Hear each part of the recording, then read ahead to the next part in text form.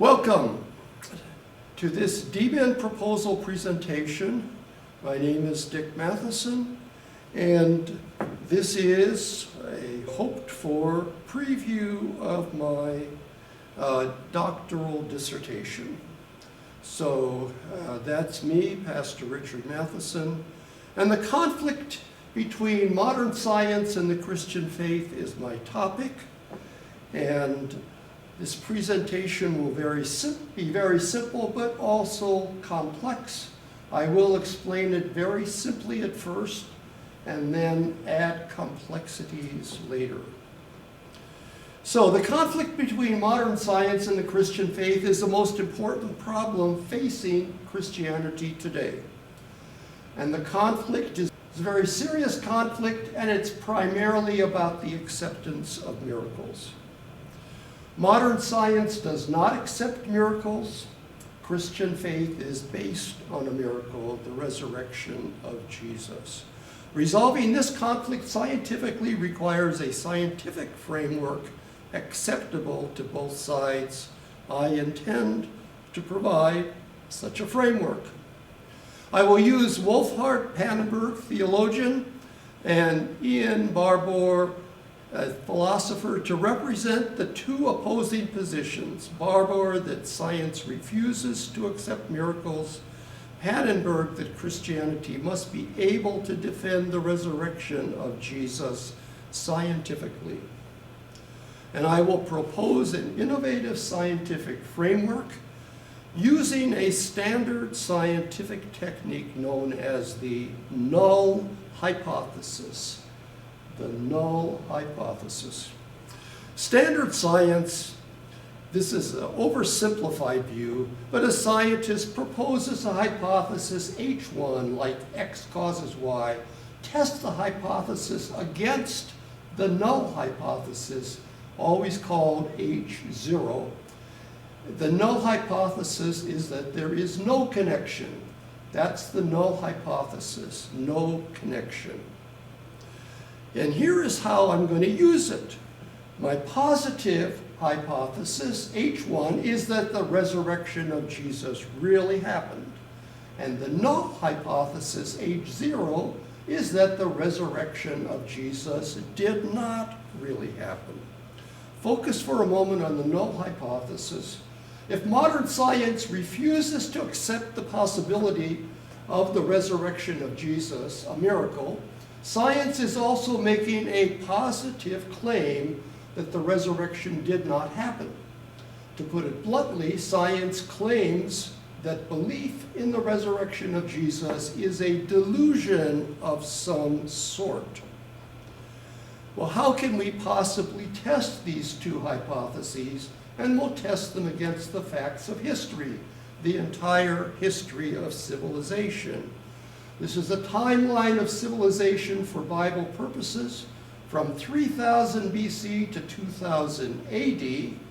It starts with the invention of writing in 3000 BC, 3,000 years up to the birth of Jesus, and then another 2,000 to today, 2024. So that is the timeline of civilization. You can also see there from 1000 BC to 0 is the Old Testament being written. Okay, and that's 3000 BC there to year 0 to today. And we'll test these two hypotheses by their implications. I'm keeping this very simple at first.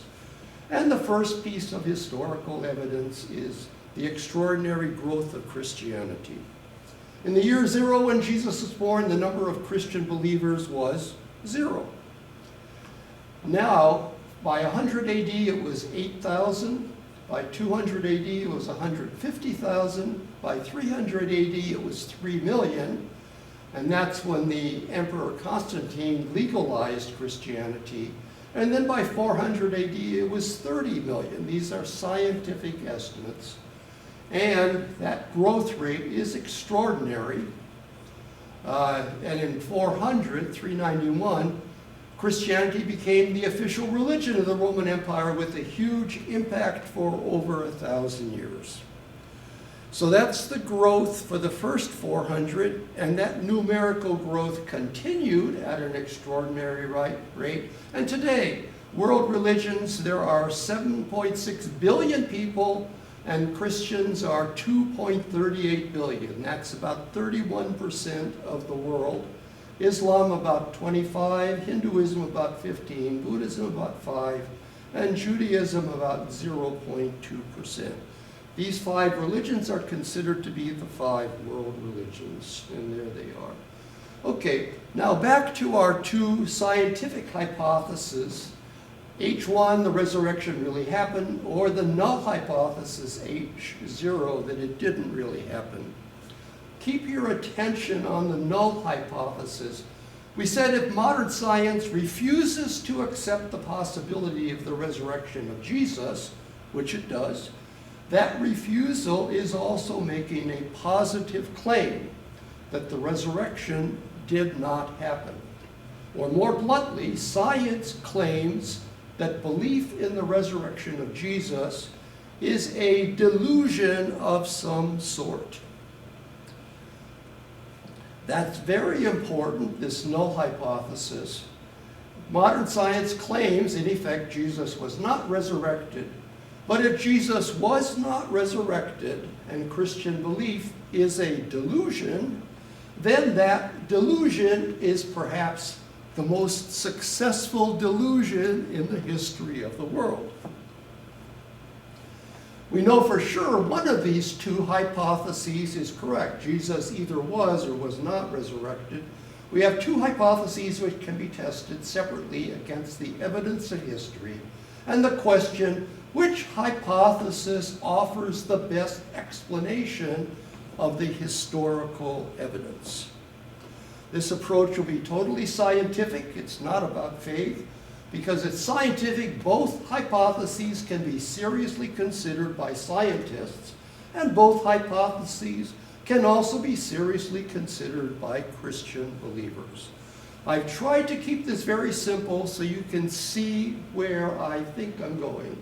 And in a minute, I'll be adding some complexities. But what's the underlying issue? And it's a clash of presuppositions. The presupposition of the Bible is expressed in the first 10 words. In the beginning, God created the heavens and the earth, Genesis 1:1. The Bible presupposes an extremely powerful creator God, fully capable of accomplishing a miracle. Nothing in modern science proves or suggests that such a creator God is impossible. The presuppositions of modern science is to never accept miracles as scientific evidence. This is a methodological assumption, but it is only an assumption. It assumes no powerful creator God exists, but offers no scientific evidence for that. Assumptions are dangerous. They can make an ass of you and me. And for scientific investigation purposes, science assumes no higher power, which is reasonable. That's a definitional assumption, not based on evidence, because the existence of a higher power is not testable. So what is the problem? The assumption of no higher power, used repeatedly, can start to be taken as a fact, and that is what's happened, especially in the social sciences. So assumptions are dangerous. Additional complexities. One piece of evidence supporting the resurrection of Jesus is that extraordinary growth, and I'll add 2 more pieces of scientific historical evidence. The perfect fit between the Old Testament and the New Testament, and the resurrection appearances of Jesus recorded by Paul in his undisputed letters. The perfect fit between the Old Testament and New Testament is important because Jesus needed 3 things as preconditions for his mission: monotheism, morality, and the concept of a Messiah. The Old Testament was revolutionary because it introduced the concept of monotheism to the world. It also brought in an egalitarian morality. love your neighbor as yourself, as well as the concept of a Messiah. And all three concepts were critical to the mission of Jesus. They provided the perfect fit. The perfect fit between the Old Testament and New Testament is important because Jesus needed these three things as preconditions for his mission: monotheism, morality, and the concept of Messiah. An additional argument is Paul's testimony about the resurrection appearances. Paul says Jesus, quote, appeared to more than 500 of the brothers and sisters, most of whom are still alive, though some have fallen asleep. He is challenging any Corinthians who doubt the resurrection to come to Jerusalem and speak to the eyewitnesses. Paul is convinced. So we have three separate historical arguments in favor of the resurrection: the extraordinary growth, the perfect fit between the Old and New Testament, the resurrection appearances in Paul's undisputed letters. Now, a word about a simplifying assumption about miracles. What about other miracles in the Bible? Because there's no way to test the other miracles scientifically, they will be ignored for purposes of this project. The resurrection of Jesus is different because there is scientific historical evidence that can be brought forward to test it. Other conflicts between science and the Bible. There are other conflicts between modern science and the Christian faith, such as serious discrepancies between the Bible and biblical archaeology, especially about the Exodus, or human evolution from a different creature. Christian believers can and should be willing to accept provable findings of modern science without necessarily accepting the presuppositions of no miracles allowed. The summary. The project will establish a scientific framework for evaluating the historical reality of the resurrection of Jesus using two scientific hypotheses: the positive hypothesis H1, that the resurrection really happened; the null hypothesis H0, that the resurrection of Jesus did not happen. The goal is to demonstrate that the resurrection of Jesus does not violate modern science, properly understood. The main innovation is the use of the null hypothesis. The null hypothesis that the resurrection of Jesus was a delusion requires accepting a huge number of coincidences that just happen to fall into place perfectly. That's my presentation.